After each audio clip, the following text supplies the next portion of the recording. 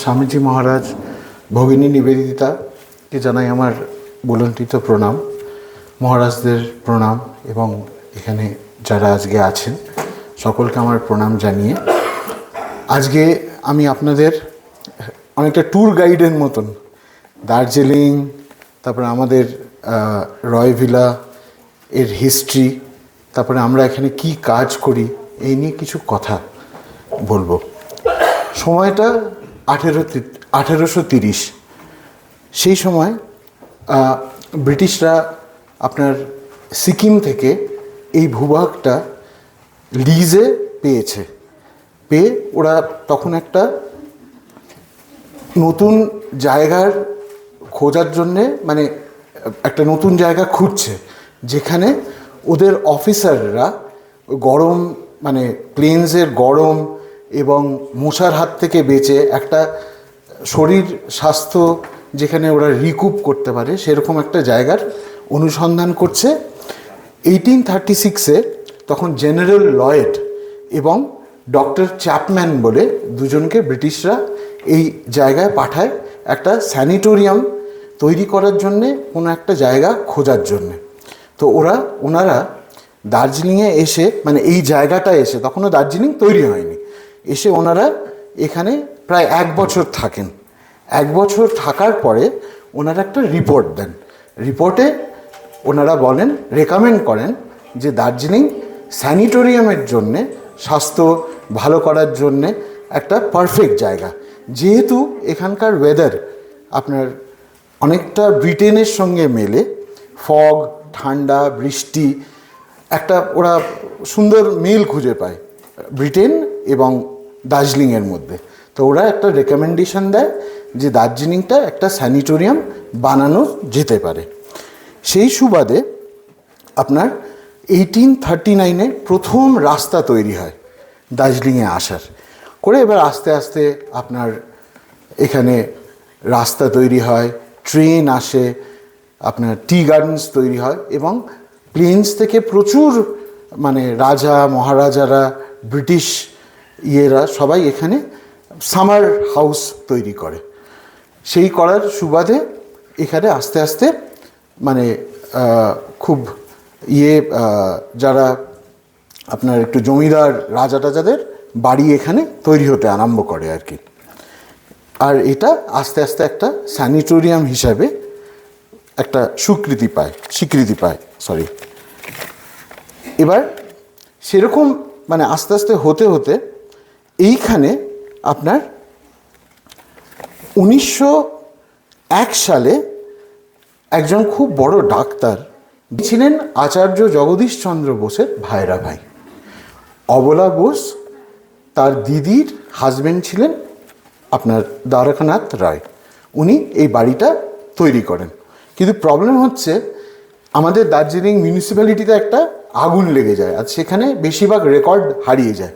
তাই জন্য এই বাড়ির খুব একটা বেশি হিস্ট্রি মানে রিটেন হিস্ট্রি, ডকুমেন্টেড হিস্ট্রি নেই। মানে প্রচলিত কথা মুখে মুখে যা চলে আসছে সেই হিসাবে আমরা এই বাড়িটা সম্বন্ধে জানতে পারি। কিন্তু এই বাড়িটার সব থেকে বড় যেই হিস্টোরিক্যাল আছে এই বাড়িতে সিস্টার নিবেদিতা দেহত্যাগ করেন। সিস্টার নিবেদিতা মানে এই বাড়িতে এসে থাকেন। সিস্টার নিবেদিতা দার্জিলিংয়ে 7 বার আসেন, তার মধ্যে লাস্ট বার উনি এই বাড়িতে 15 দিন ছিলেন পুজোর সময়। সেই সময় উনি এখানে থাকেন এবং দেহত্যাগ করেন। সিস্টার নিবেদিতা এখানে এসেছিলেন 27 সেপ্টেম্বর 1911-এ। ওনার সঙ্গে এসেছিলেন অবলা বোস, এসে ওনার সঙ্গে থাকতেন। এবার প্রচুর গণ্যমান্য ব্যক্তিরা ওনার সঙ্গে এখানে দেখা করতে আসতেন। এখানে মানে প্রচুর আলোচনা সভা হতো, কথাবার্তা হতো। ওনারা এখান থেকে সান্দাকফু যাবার জন্য একটা প্ল্যান করেছিলেন, ঘোড়া টোড়া ঠিক হয়েছিল যে ওরা সান্দাকফু যাবেন। কিন্তু উনি মানে সিস্টার নিবেদিতা এখানে প্রচণ্ড অসুস্থ হয়ে যান এবং ওনার ব্লাড ডিসেন্ট্রি হয় এখানে। ব্লাড ডিসেন্ট্রি হওয়ার পরে ওনাকে দেখতে তখনকার খুব বড় একজন ডাক্তার, ডক্টর নীলরতন সরকার, ওনাকে দেখাশোনা করতেন এই বাড়িতে। আর এই বাড়িতে মানে ওনার শরীর আস্তে আস্তে খুব ডিটোরিয়েট করে যায়, তাই জন্য সান্দাকফু ট্রিপটা ওনাদের ক্যান্সেল করে দিতে হয়। এবং আস্তে আস্তে যখন শরীর ওনার ভেঙে যায়, অক্টোবর 7 তারিখে উনি এই বাড়িতে বসেই ওনার উইল তৈরি করেন। সেই উইলে আপনি ওনার যা ছিল সব কিছু, তখন স্বামীজির জাস্ট তৈরি আপনার রামকৃষ্ণ মিশনের ট্রাস্টি বোর্ডকে উনি সব দিয়ে যান। সেটা কেন দেন, উনি উইলে একদম স্পেসিফাই করে দেন, এটা আমি কোট আনকোট আপনাদের বলে দিচ্ছি। দ্য মানি, এখানে উনি বলছেন, they will keep this as a permanent fund, and according to the suggestions given by Miss Christine Greensdale, will use those for educating the women of India in our own national method.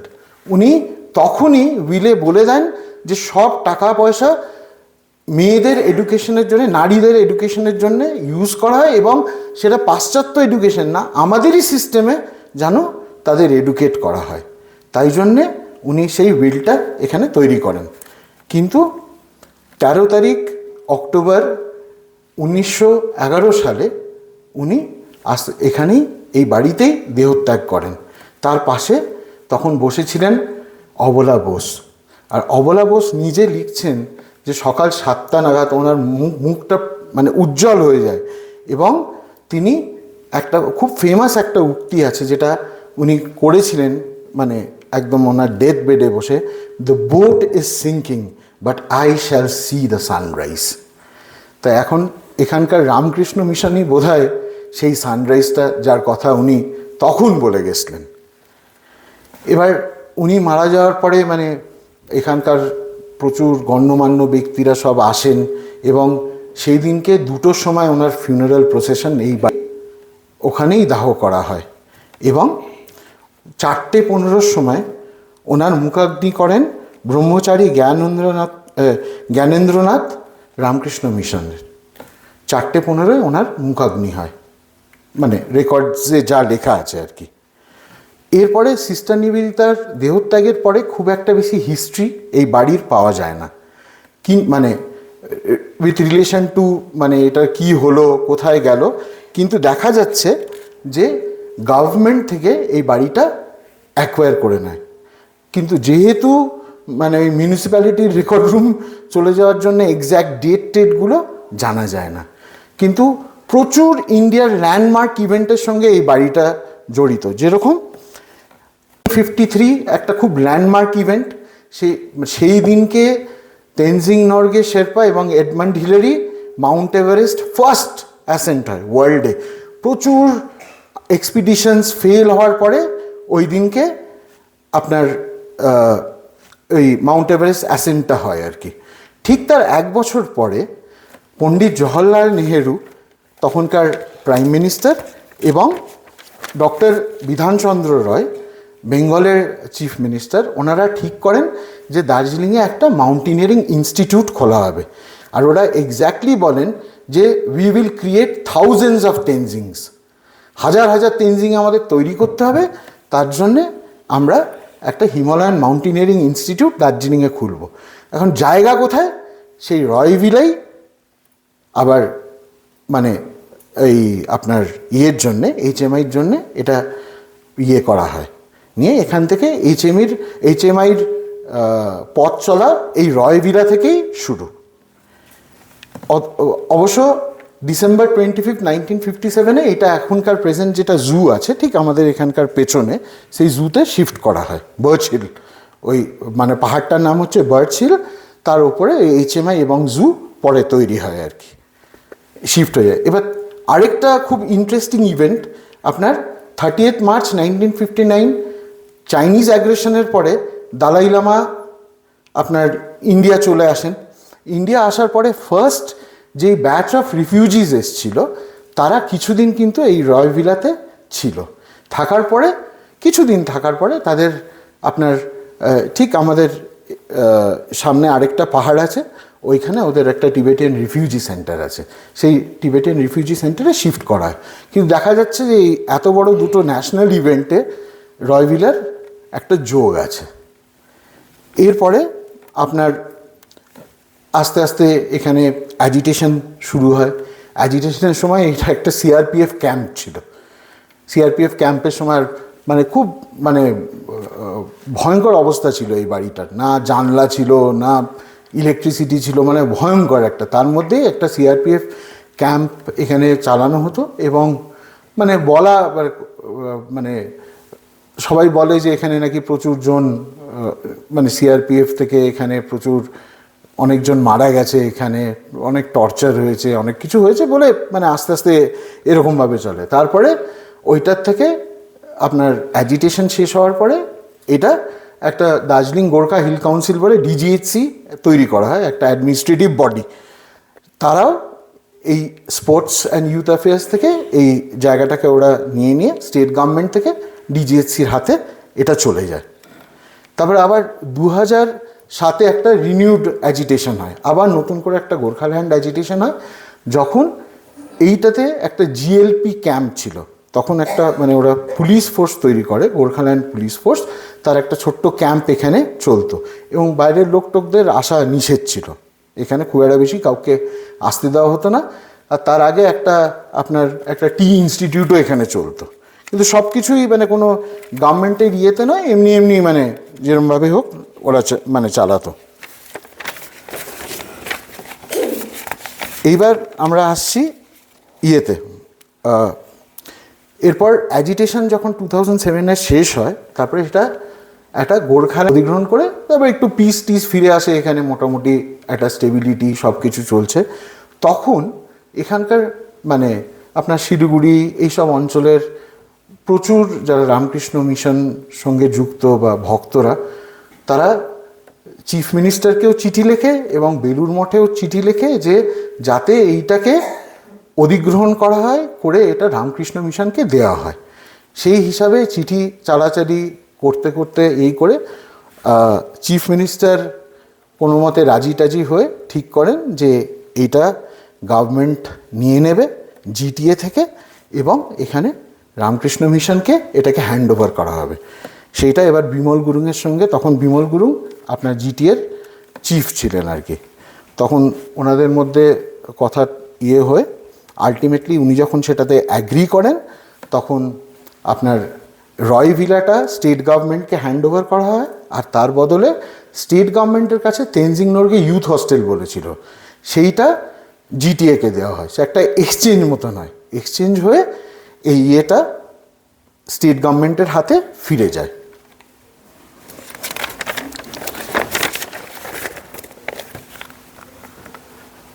এবার decide করা হয় যে এখানে Ramakrishna mission, একটা Ramakrishna mission Nivedita education and cultural centre start করবে। এইটা এবার কথা টথা হওয়ার পরে বিহাফে তখনকার যিনি নর্থ বেঙ্গল ডেভেলপমেন্ট মিনিস্টার ছিলেন গৌতম দেব, উনি প্রথম চাবিটা, এখানকার চাবি, ভাঙাচোরা বাড়ি কিছুই ছিল না, মানে জাস্ট একটা সিম্বলিক, সেই চাবি হ্যান্ড ওভার করে। সেই তখন থেকে রয় ভিলার মানে আবার রামকৃষ্ণ মিশনের কাছে ফিরে যায় এবং সেই জার্নিটা তখন থেকেই শুরু। এবার 22শে জানুয়ারি, তারপরে তো এবার রিনোভেশনের কাজ আরম্ভ হয়, আস্তে আস্তে মহারাজরা আসেন, এসে সে মানে খুব মানে একটা ডিফিকাল্ট পরিস্থিতি, না এখানে থাকার জায়গা ছিল, না আলো ছিল, টয়লেট ছিল না, কিচ্ছু ছিল না। তখন বিশ্বরূপ মহারাজ, তারপরে দেবু মহারাজ একজন ছিলেন, সৈকত মহারাজ, ওনারা আসেন, এসে আস্তে আস্তে এখানে থেকেই মানে প্রচুর মানে প্রবলেম ফেস করে, কারণ না কালচারালি কিছু মিলতো, না লিঙ্গুইস্টিক্যালি কিছু মিলতো, ল্যাঙ্গুয়েজের একটা ব্যারিয়ার ছিল, এখানে তো সবাই নেপালি বলে। এবার মানে লোকরাও বুঝতো না কি করতে চাইছে, আর এখানকার লোকের সেরকম রামকৃষ্ণ মিশন নিয়ে ধারণাও ছিল না, কেন আসছে, কি করতে চাইছে, কি হবে এখানে, এইসব প্রচুর অবস্ট্যাকলস ফেস করে আস্তে আস্তে রিনোভেশনের কাজ শুরু হয়। মানে সেই রিনোভেশন করতে করতে যখন মোটামুটি একটা জায়গায় এটা দাঁড়ায়, নতুন বিল্ডিং কিছুই হয়নি তখনও, জাস্ট যে এক্সিস্টিং বিল্ডিংটা ছিল সেটা তখনকার আর্কিটেকচার, যেরকম পুরনো আর্কিটেকচার সেটাকে প্রিজার্ভ করে মানে সেরকমভাবেই কাঠ দিয়ে আবার সেই জিনিসটা মানে তার বেশি 22শে জানুয়ারি 2014-এ chief minister Mamata Banerjee officially এই বাড়িটার ইনগুরেট করেন। আর তখন সেক্রেটারি মহারাজ ছিলেন সুহিতানন্দজি মহারাজ, রামকৃষ্ণ মিশনের আর কি, উনি ছিলেন, আর বিমল গুরুং, ওনারা এসে এই বাড়িটাকে তারপরে ইনগুরেট করে ফাইনালি তখন থেকে Ramakrishna mission Nivedita education and cultural সেন্টারের যাত্রা শুরু হয় সেখান থেকে। এবার মানে ওই চাবি হ্যান্ডওভার থেকে আজ অবধি আমাদের এখানে মানে প্রচুর কাজ হয়েছে, কোনোদিনও মানে ফিরে তাকাতে হয়নি।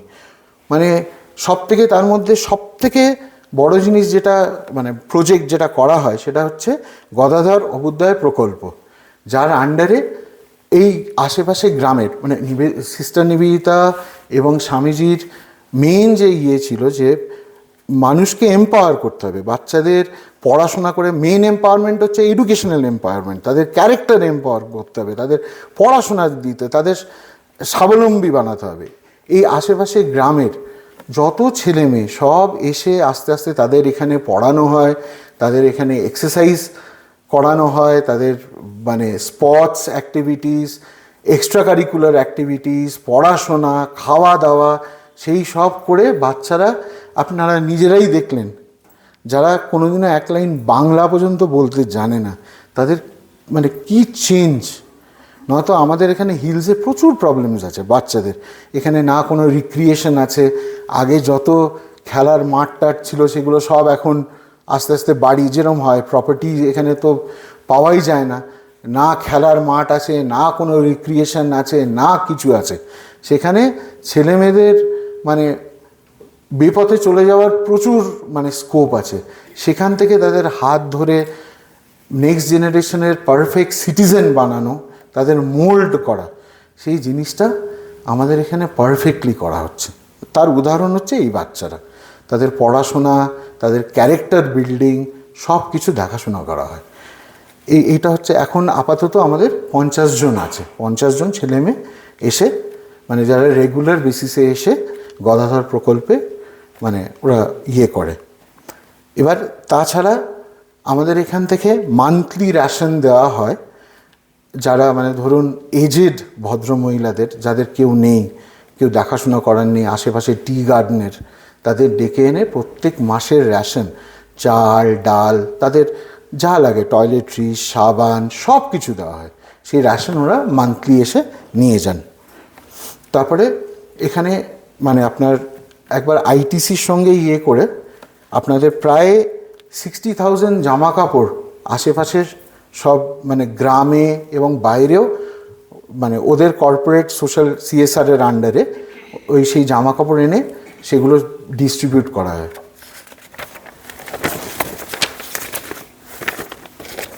প্রচুর টি গার্ডেন্সে এরকম।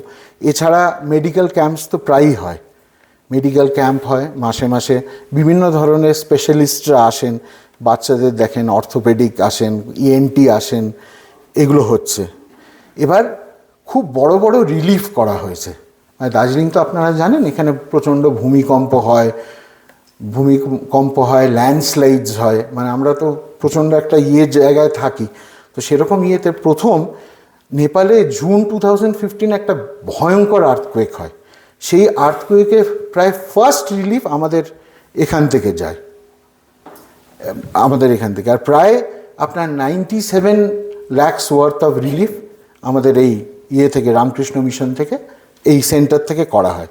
তারপরে জুলাই 2015-তে মিরিকে বীভৎস ল্যান্ডস্লাইড হয়, প্রচুর লোক মারা যায়। সেখানে প্রায় 10 লাখ টাকার রিলিফ এখান থেকে যায়, তাতে র্যাশনস, মেডিসিনস, মানে ছাতা, জামা কাপড়, সোলার ল্যাম্প সব কিছু এখান থেকে পাঠানো হয়।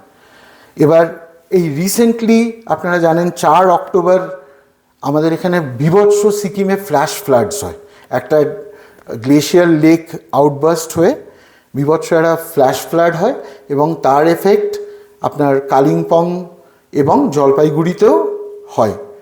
প্রচুর লোক মানে আমাদের এদিকে মারা না গেলেও বাড়ি সারি সব ভেসে গেছিলো আর কি। ওই মেন আপনার যে ন্যাশনাল হাইওয়ে আছে সিকিমের, সেই হাইওয়ের চারিদিকে প্রচুর বাড়ি ঘর দোর মানে হেভি ডিস্ট্রাকশন হয়। তো তাদের আমরা এখান থেকে প্রচুর রিলিফ পাঠাই এবং রিলিফের মধ্যে আপনার মানে 640 জন 150টা ফ্যামিলির জনকে আমরা এখান থেকে তিস্তা বাজার এবং ত্রিবেণীতে মানে ওদের আগে গিয়ে সার্ভে করা হয় যদি কী কী লাগে, কারণ অন্য এনজিওরাও করছে, গভর্নমেন্ট থেকেও করছে, ওরা বলে যে ওদের কাছে কোনো ইউটেন্সিলস নেই, শোয়ার বিছনা নেই, জামা কাপড় এক্সেস হয়ে গেছে মানে সবাই দিয়ে টিয়ে, কিন্তু মানে অনেক কিছু যেগুলো পরে ওরা বাড়ি পেলেও কিন্তু ইউটেন্সিলস তো ইউজুয়ালি কেউ দেয় না, তখন এখান থেকে প্রচুর ইউটেন্সিলস প্লাস মানে শোবার বিছনা, ম্যাট্রেস, বালিশ এইগুলো সব পাঠানো হয়। এবার প্রচুর চা বাগানও আমাদের এখানে বন্ধ থাকে, সেরকম সব চা বাগানে আমরা ডিস্ট্রেস রিলিফ করেছি 150 জন ফ্যামিলি রিয়াবাড়ি টি স্টেট জলপাইগুড়িতে। উইন্টার রিলিফ করা হয়, ঠান্ডার সময় কম্বল দেওয়া হয়, জামা কাপড় দেওয়া হয়, সোয়েটার্স প্রায় 1300 সোয়েটার এবং 225টা ব্ল্যাঙ্কেট এই শীতকালেই দেওয়া হয়। আগেরগুলো বলছি না, আমি রিসেন্টগুলোই বলছি। এবার 10টা বাচ্চা মেয়েকে আমাদের এখান থেকে স্কলারশিপ দেওয়া হয় মাসে 500 টাকা করে। আর নতুন নতুন কি হয়েছে, আমাদের এখানে একটা মিউজিক ক্লাস স্টার্ট হয়েছে। মিউজিক ক্লাসে আপনারা দেখলেন বাচ্চারা, ওরা বাংলাও বলতে জানে না, অথচ মানে কি সুন্দর গান গাইছে, স্পষ্ট উচ্চারণে ভালো। এইগুলো এই মিউজিক ক্লাসের অবদানেই এটা হয়েছে। সোমা ওদের মিউজিক টিচার। তো এরকম টাইপের অনেক প্রজেক্টস নেওয়া হয়। আর এবার নতুন ইয়ের মধ্যে আমাদের এই অডিটোরিয়ামটা জাস্ট মেন বিল্ডিংটা ছিল, তারপরে প্রচুর অনেক আর্কিটেকচার ইউজ করে আমাদের এখানকার সব ইয়ে করে আমাদের নতুন উইং তৈরি হয়, নতুন ক্লাসরুমস হয়েছে, এই অডিটোরিয়ামটা তৈরি করা হয়েছে। এবং তার সঙ্গে সঙ্গে আপনার সিস্টার নিবেদিতা কটেজেস তৈরি হয়েছে, 10টা রুমস আছে যেখানে এসে সবাই থাকতে পারে। আর আপনার এই রিসেন্টলি স্বামীজির জন্মদিনের দিন 12ই জানুয়ারি আমাদের এখানে নিবেদিতা আই ক্লিনিক তৈরি হয়েছে, স্টেট অফ দি আর্ট, মানে আমাদের এখানে ইকুইপমেন্টস আছে এবং প্রত্যেক মাসে মাসে এখানে আই চেক আপ করা হয়। দুস্থরা আসেন, আশেপাশে গ্রামের লোকেরা আসেন, এসে আই চেক আপ করা হয়। একটা কম্পিউটার ট্রেনিং ইনস্টিটিউট অলরেডি চলছে, ভোকেশনাল ট্রেনিং প্রচুর দেওয়া হয়, বিউটিশিয়ান কোর্স হয়, তারপরে কারেকশনাল হোমে আগে আপনার টেলারিং ট্রেনিংও দেওয়া হয়েছে, শিলিগুড়িতেও দার্জিলিংয়েও কিছু ইয়ে হয়েছে। রিসেন্টলি আগের বছর আমাদের এখান থেকে মানে আপনার কোনো ন্যাচারাল ক্যালামিটি হলে ফার্স্ট গিয়ে যারা হেল্প করবে, সেরকম আপদা মিত্র ট্রেনিং এনডিআরএফের সঙ্গে জয়েন্টলি আমরা করি এবং এখানে অনেকজনকে ট্রেনিং দেওয়া হয় যে কোনো ন্যাচারাল ক্যালামিটি হলে ফার্স্ট লাইন অফ ডিফেন্সে কী করে গিয়ে তারা হেল্প করবে আর কি। আর তাছাড়া আমাদের এখান থেকে রামকৃষ্ণ বিবেকানন্দ সোসাইটি জ্যোতিনগর শিলিগুড়ি এবং শ্রী রামকৃষ্ণ আশ্রম নকশালবাড়িকেও প্রচুর সাপোর্ট দেওয়া হয়, লজিস্টিক সাপোর্ট দেওয়া হয়, হেল্প দেওয়া হয় করে, এই দুটো আমরা চালাচ্ছি। আর ফিউচার প্রোগ্রামসের জন্যে আমাদের এখন মানে ফিউচার প্রোগ্রাম সবাই যদি আমাদের ঠিকঠাক মতন হেল্প করে, আমরা একটা কোচিং সেন্টার স্টার্ট করতে চাই কম্পিটিটিভ স্টাডিজের জন্যে এবং একটা ইনস্টিটিউট অফ ল্যাঙ্গুয়েজও স্টার্ট করার ইচ্ছে আছে, কারণ আমাদের এখানে প্রচুর মানে ট্যুরিজমের প্রচুর ইয়ে আছে আর আমাদের প্রচুর স্কিলস আছে ছেলে মেয়েদের, তাই ওদের যদি আমরা মোটামুটি ল্যাঙ্গুয়েজ শেখাতে পারি, একটা ল্যাঙ্গুয়েজ স্কুল এবং কম্পিটিটিভ এক্সামসের জন্যে একটা ইনস্টিটিউট যদি খোলা যায়, এগুলো আমাদের ফিউচার পরিকল্পনা। তাছাড়া উমেন্স এম্পাওয়ারমেন্ট প্রজেক্টস আছে, যেরকম ওই বাস্কেট উইভিং, তারপরে ওই আমব্রেলা অ্যাসেম্বল করা, এইসবগুলো চিন্তা আছে আর কি। এই বলেই আমার ছোট্ট ইয়ে এখানেই শেষ করলাম। Thank you.